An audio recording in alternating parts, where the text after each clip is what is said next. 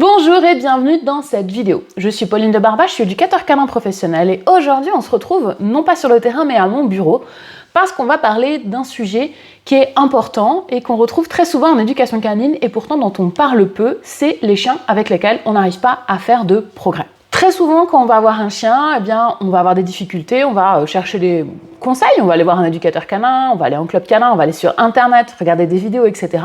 On va mettre des choses en place et notre chien va progresser.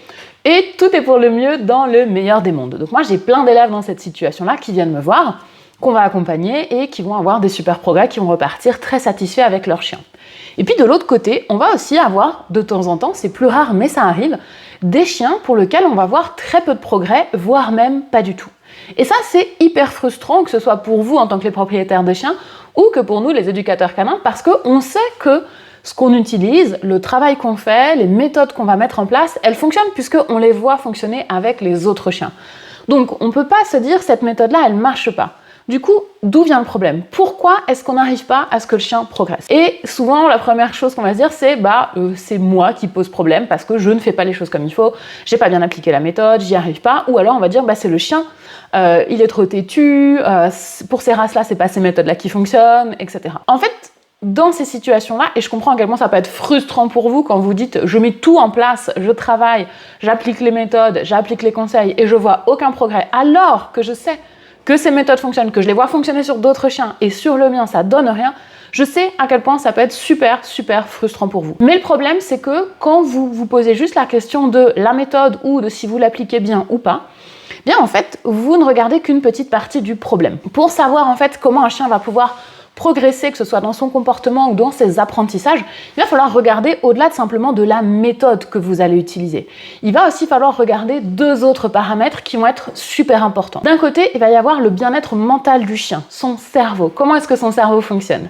Et de l'autre côté, il va y avoir aussi son bien-être digestif. Et oui, j'ai bien dit digestif. Alors ça peut vous paraître un petit peu bizarre de parler du système digestif du chien dans une vidéo sur l'éducation, mais pourtant c'est super important comme paramètre. Je pense que vous avez déjà entendu parler de l'intestin comme étant notre deuxième cerveau. Il y avait une mode il y a quelques années, il y a eu plusieurs livres qui sont sortis à ce propos, qui sont d'ailleurs hyper intéressants, je les ai moi-même dans mes bibliothèques parce que j'ai adoré les lire, et qui étaient pour en fait montrer que le microbiote de l'humain, donc ce qu'on a dans notre ventre, c'est-à-dire pas simplement nos organes, mais aussi tous les petits êtres qui vont composer notre système digestif et qui vont nous aider en fait à digérer, et bien ce microbiote qu'on a en nous, il a un impact sur nos émotions. Par exemple, on sait que le microbiote, s'il est défaillant, eh bien ça peut avoir un impact sur la dépression. Ça peut également avoir un impact sur l'obésité, sur les comportements alimentaires. Bref, il y a un lien très fort entre nos intestins et notre système émotionnel. Et sans surprise, on sait aussi que ce lien très fort, il existe chez les autres animaux. Notamment chez les souris, chez lesquelles des tests ont été faits à de nombreuses reprises. Donc il y a eu plein d'études sur le sujet. Je vais vous mettre des liens en description sous la vidéo si ça vous intéresse. Moi, j'ai beaucoup épluché le sujet à une époque, je vais vous expliquer après pourquoi. Mais dans ces études-là, on va voir à quel point en fait le microbiote des animaux va aussi avoir un impact sur leurs émotions. Et donc notamment une des études sur les souris a montré que à partir du moment où on leur fournissait des probiotiques, donc ce sont des compléments alimentaires qui vont venir favoriser le microbiote, qui vont créer un microbiote sain et efficace, eh bien on voyait également chez les souris diminuer le taux de cortisol, donc le cortisol c'est l'hormone du stress, on voyait moins de comportements liés à de l'anxiété et moins de comportements liés à la dépression. En fait, globalement, les souris à qui on donnait des probiotiques étaient beaucoup plus calmes et détendues et relaxées que les souris à qui on n'en donnait pas. Donc il y avait un vrai impact des probiotiques en fait sur le comportement des souris et sur le niveau émotionnel des souris. On sait aussi, bien évidemment, que ce microbiote va aussi avoir un impact sur nos chiens et sur le niveau émotionnel du chien. Donc si votre chien il a un système digestif qui est défaillant ou un microbiote qui en tout cas n'est pas en bonne santé, eh bien ça va avoir un impact sur ses émotions. Et un microbiote en mauvaise santé, ça peut amener des comportements comme de la réactivité, de l'agressivité, du stress, de la nervosité. On peut avoir un chien qui va être du coup incapable de se calmer, de se poser, de se détendre.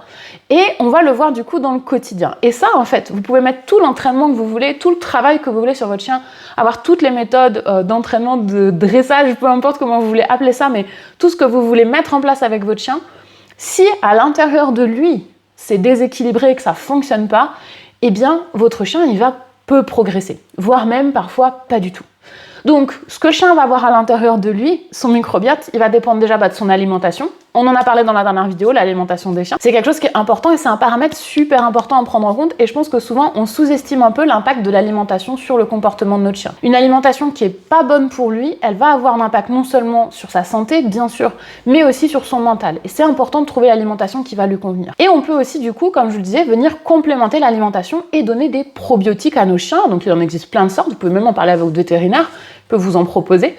Et c'est toujours intéressant de voir si, en donnant des probiotiques, eh bien, la situation émotionnelle de notre chien, son état émotionnel, s'améliore ou pas. Donc voilà pour ce qui est de la partie système digestif. Maintenant, il y a l'autre partie dont je vous ai parlé qui est le bien-être mental, le cerveau. Tout comme le système digestif, le cerveau du chien, mais comme celui de l'humain, il va avoir un fonctionnement qu'on va dire normal et il peut y avoir des dérèglements dans les neurotransmetteurs qui sont présents dans le cerveau de notre chien, tout comme d'ailleurs le nôtre. Les neurotransmetteurs, il en existe plein, mais il y en a deux qui sont particulièrement intéressants. Donc on va y avoir celui qu'on appelle le GABA, qui est en fait responsable de l'inhibition du système d'activité. Donc ça veut dire quoi? Ça veut dire que si mon chien il manque de ça, il manque de GABA ou s'il a des défaillances dans ce neurotransmetteur, eh bien il va avoir du mal à se poser. Il va avoir un chien qui va être excité, qui va être tout le temps en mouvement, tout le temps en action, tout le temps en train de bouger, qui va avoir du mal à se détendre, à se relaxer. On peut aussi avoir un chien du coup qui va être beaucoup plus nerveux et donc du coup plus facilement réactif. C'est intéressant quand on a un chien avec ce genre de problématique de se dire est-ce que mon chien, il n'aurait pas un petit problème à ce niveau-là et il ne faudrait pas chercher à améliorer ça pour mon chien. Le deuxième neurotransmetteur qui est aussi important pour notre chien, c'est la sérotonine. Donc ça, en général, on le connaît un petit peu parce que c'est quand même un terme qui est assez utilisé pour les humains. La sérotonine, c'est ce qu'on appelle l'hormone du bonheur et elle est aussi dans le cerveau de notre chien comme dans le nôtre. La sérotonine, elle va permettre, si elle est bien active, si elle fonctionne de la bonne manière, d'avoir un chien qui va être juste, en fait, heureux.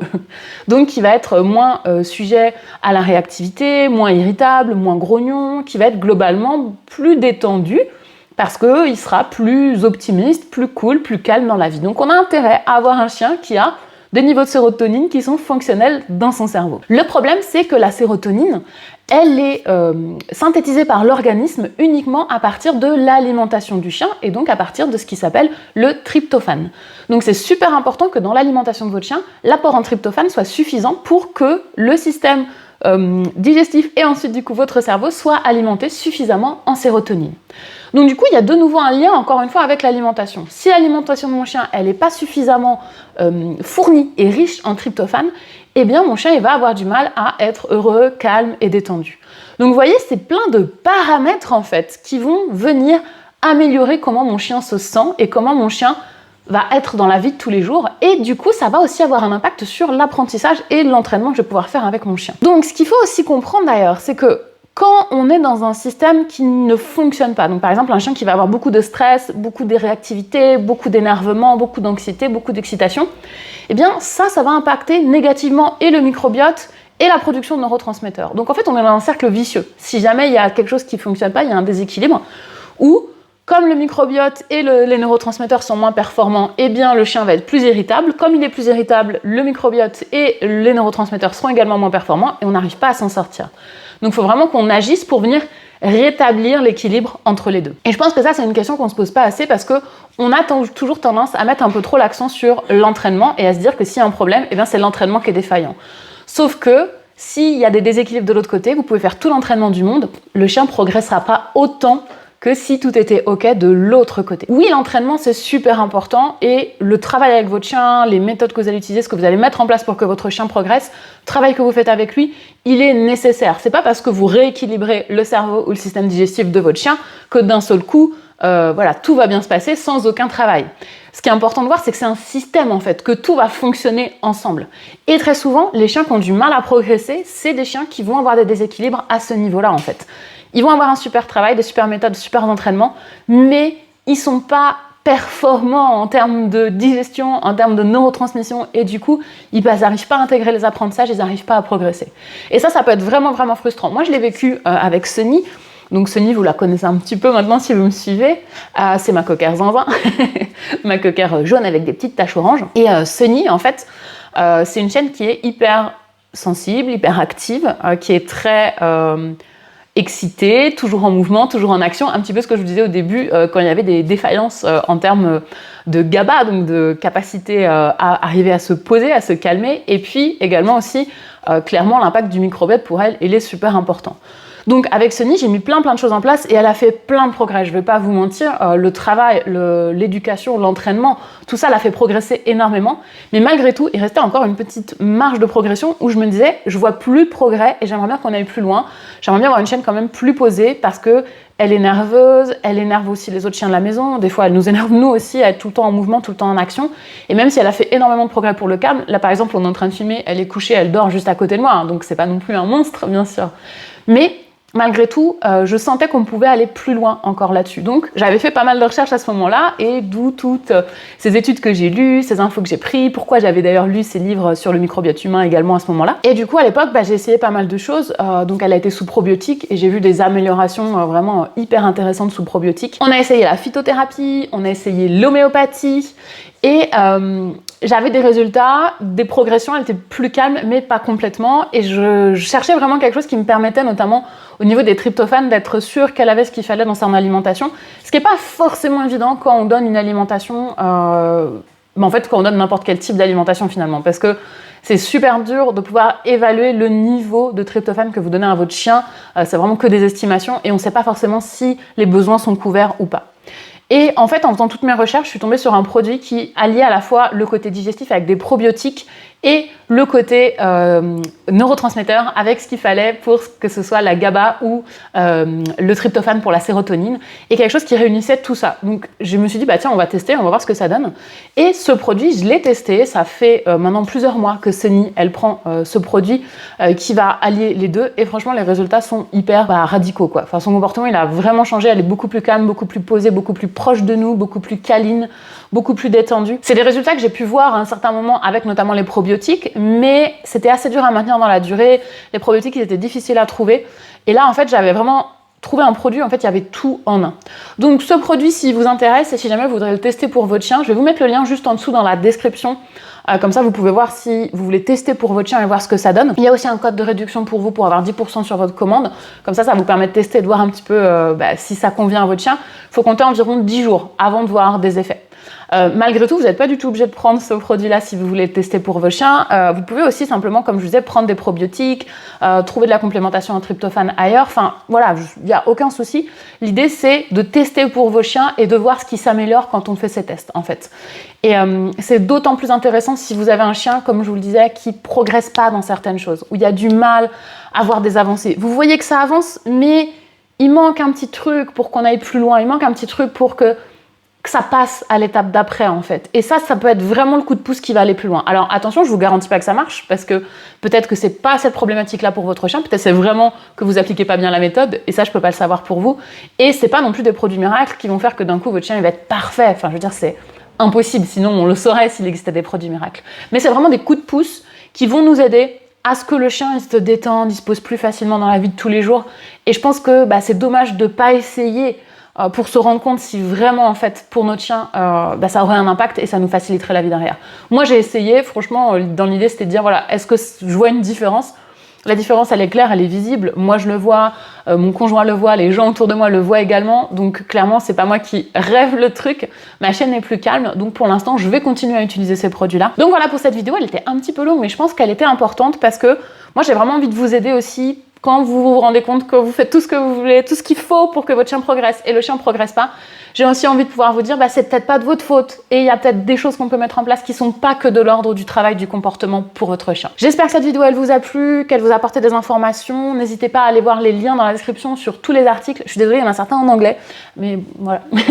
Tout n'est pas traduit sur Internet, malheureusement. Et puis, surtout, si vous avez des questions, n'hésitez pas à les poser dans les commentaires. Abonnez-vous si c'est pas déjà fait et je vous dis à très bientôt dans une prochaine vidéo.